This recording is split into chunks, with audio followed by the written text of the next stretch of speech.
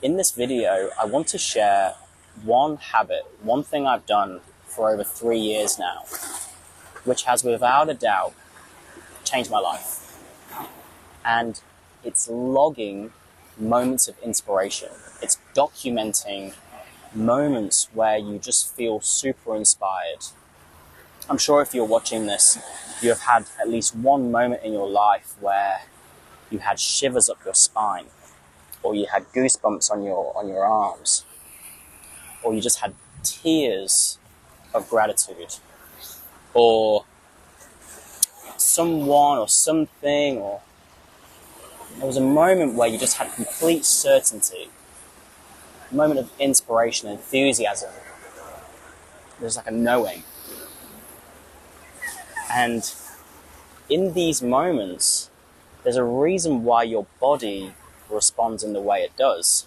There's a reason why that resonates and hits you differently.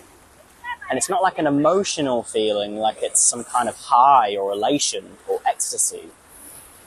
It's just like a real, like authentic moment, which is unique to you. And if you've had one of those moments, in those moments, your purpose lies. So essentially with human beings, we live our life by a set of values, a set of priorities. And everybody's values are unique and different. And our values change throughout our lives. And that's oftentimes because of our what's called voids, so things we perceive to be most missing. So let's say you're growing up and you perceived you didn't have a lot of money and you went through a lot of challenge and difficulties because of the lack of money. Typically that will create a value to go and get money to fill those voids, those things you perceive to be missing. And so with, for example, my values right now, my values are coaching, sharing knowledge and building wealth. And that's because of my unique voids of my past. Now, there have been moments throughout my life where, I say like I want something, or I say I want to do something, but it's not really what I want deep down. I'm just sort of saying it because I should, I've got to, I have to, I must, I need to. But then there are moments where I'm really inspired by something. There's a piece of music I'm listening to, and there's a lyric which just really resonates, like a certain word or phrase, or I'm watching a movie and there's something which really moves me.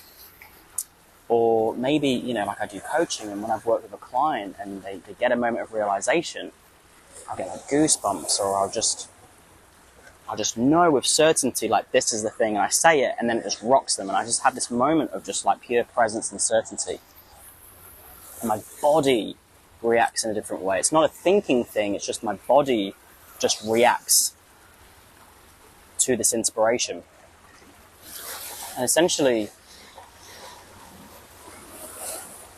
the reason why your body reacts in that way is because that thing, whatever you perceived, really meant something to you.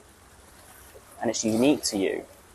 Because there may be a film you're watching and there's a scene. There's all these people watching it and, it's like a comedy or something. Or, it could be like a tragedy or something. But then there's a certain message in there, a certain phrase where it just moves you. And no one else really resonated, but it moved you. It hit you differently. Maybe you cried and everyone's looking at you like, why are you crying? And it's usually because there was a golden nugget. There's like a hidden meaning there for you. And then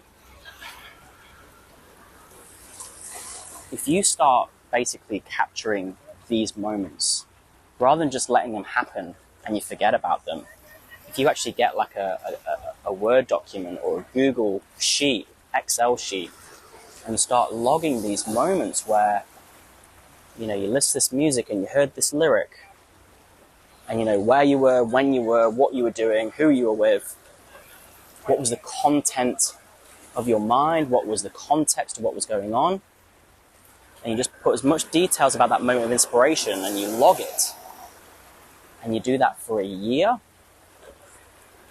if you go and reflect on this list of inspiration, all these moments of inspiration, they're like your breadcrumbs. And what you're going to do is you're going to see a theme, you're going to see a pattern emerge.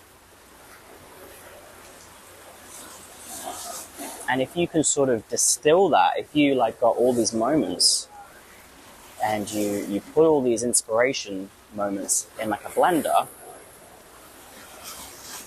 what comes out of that is your purpose. And, you know, like with me, for example, I actually reflected on mine very recently before I came down here to Sydney. And by the way, this is just super inspiring for me. But before I came down here, I actually reviewed my log. And there were some parts that just made me tear up again, reading those. And there was one. One of my favorite TV shows is called The Office.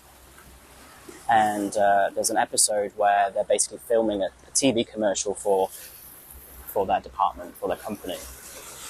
And there was a part where one of the people in the office, he's pretending to be like a convict, like a prisoner. And he's picking up like trash. And he like stabs a piece of paper and he looks at it. And it says on there like, you deserve a second chance. Turn your life around. And I'm getting a bit teary. And that word, that phrase, turn your life around, really means a lot to me. Because I feel like I've gone through loads of challenges and setbacks and you know, being in the thick of it emotionally, and felt like that's it, my life's over. And with a lot of the work I've been doing and a lot of the assistance I've been getting and people helping me out and helping me turn my life around, I feel like I got that second chance. And one of the most inspiring things I love doing is helping people turn their lives around too. And that moment, just watching that, and because, you know, I'm watching The Office, it's a comedy, but that, you know, laughing and sometimes tearing up, you know, just crying with laughter. But when I saw that, you know, right now, I don't know if you can see it on camera, but like just a little bit teary, just like a little bit. And it's because it means something to me. And I've got over 100 of these moments logged in an organized document. And I'm not crystal clear on my purpose, but I've got a really good sense of what I'm here to do, what I'd love to do with my life. And a purpose doesn't have to be this big, meaningful, huge statement thing, and it's got to be this grand thing like a lot of people make it out to be. Your purpose is just basically whatever inspires you, whatever moves you. And it's basically, you know, like with me, if I'm basically creating a life where I get to help people turn their life around through coaching and teaching, I'm just going to have more of those moments where I'm inspired and more moments where my body's just going to react to this moments of inspiration because I'm just doing what I love. And so, I don't know if I've made a point yet, but if you are unclear, you're foggy, and you know you want to get clear on like, what is my purpose? You don't know what your purpose is. Don't try and figure it out. Don't try and think about it. Your body will reveal that for you. Your physiology will react to certain things out there. And sometimes they don't happen often. And you can't plan for these things to happen. Well, actually, maybe you can. I'll talk about that in a sec. But more so, they'll just happen. Something will happen spontaneously. And your body will just react in a certain way. And whenever that happens, my invitation to you is, if this resonates, documenting that. Where are you? I'm here. I'm at Botanical Gardens. And I'm looking at the Sydney Opera House and the bridge. Okay, great. When are you? Okay, it's Tuesday. It's almost 2 o'clock, 1:57 p.m. Great. Who's there? Nobody. It's just me. Great. And what's the content? Well, I'm talking on camera and I'm sharing about a story of the office and about the words turning your life around. Okay, great. So turning life around. What was the meaning there? And it's like what I basically shared, and you can talk about what physiological response did you get? Was it goosebumps? Did you get shivers up your spine? Did you get tears? Did you maybe have a spiritual experience, which some people have? What was it? And if you just get clear on all these things and write it down, when you go and review it, you just be like, yep, I remember that. You're not even remembering it, you're present with it. You're actually there in that moment. And if you just, every single time you just get a reaction, every time you have a physiological response to something which has just inspired you, and you do that for a year, that's just going to be absolute gold for you in your life and creating a life you would love to live. Because when you see this, and like I said, you just try and distill the common themes and threads and patterns, your purpose is going to be so obvious. It's going to be just smacking you in the face. And if you do this, and if you get to that point, you're going to have a choice. Am I going to keep living life in a way which isn't inspiring to me, or am I going to give myself permission to go after this stuff and try and consciously design my life so I can have more of these moments, as many moments like this as possible? Because you'll know what you're here to do, you'll know what you'll be here to experience, because your physiology has revealed that to you. And you just have a choice, and it'll be so obvious. And so that's it. It's just more so, if you want to get really clear on your purpose, if you want to get clear on what you're here to do, or what you'd love to do with your life, rather than trying to make it this big thing and go on this life journey and this real big conscious effort, just create a document or something and just start having that, just locking in a habit of just when you get those moments, logging them, write it down. And that's it. It takes a minute. Where, when, what, who, what was the context, what happened, and just, why was it meaningful to you? There might be words, but why do those words resonate? What does that mean to you? Just start logging it. It's easy. And if you do that, you'll thank yourself. You'll be so glad you did it. And I just want to add how I said you can't really plan for it, it just happens. One thing I've noticed is when I'm not living in my highest values, so for example, when I'm not coaching, when I'm not sharing videos, when I'm not helping people and teaching, guiding people, when I'm not doing things which inspire me and move me, I don't really get those responses.